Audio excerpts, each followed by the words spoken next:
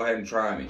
You know, so I wasn't really worried about that type of stuff. That was the wrong mindset to have because, listen, I'm not tough and there's nobody else is tough. There's always somebody out there tougher. Um, this guy, he, came off as a decent dude, nothing weird at first other than his headband. We get to the house, I walk upstairs, and he is going to the back porch. So I go to file on the back porch. He trips and falls over the threshold, and he don't move. He's just laying there, face first, like this. And I'm like, bud, I'm like shaking him, sir, wake up. What's going on? You all right? And he's not responding. So I'm like, I don't know what to do. I'm like, what is going on? Like, it looks so fake to me. I was confused. So I go through the guy's stuff. I find a golden chain. I found a pack of cigarettes, put that in my pocket. I found a couple cell phones, put them in my pocket. I found a whole bunch of dress watches, a Rolex, and I was like, okay. I found a spare key to the Jaguar. I was like, I'm out. I'm getting out of here. I'm driving back to Lexington Market.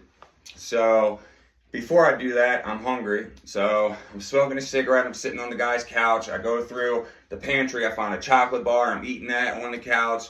I'm getting ready to leave. And then all of a sudden, the guy comes walking in the living room.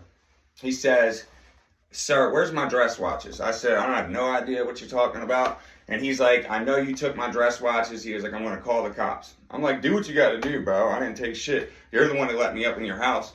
So, this is how my mind thought when I was in addiction. So he said, the phone rings and it's a house phone. He says, that's my buddy calling. He was like, go sit in the car. I'll drop you off at Rural Farms. Mind you, it's after 12 o'clock at night. Come on, your buddy's not calling you. So I go out there. I go run down in the back. It's like a swamp. I find a bench. I lay down on that. I take a nap.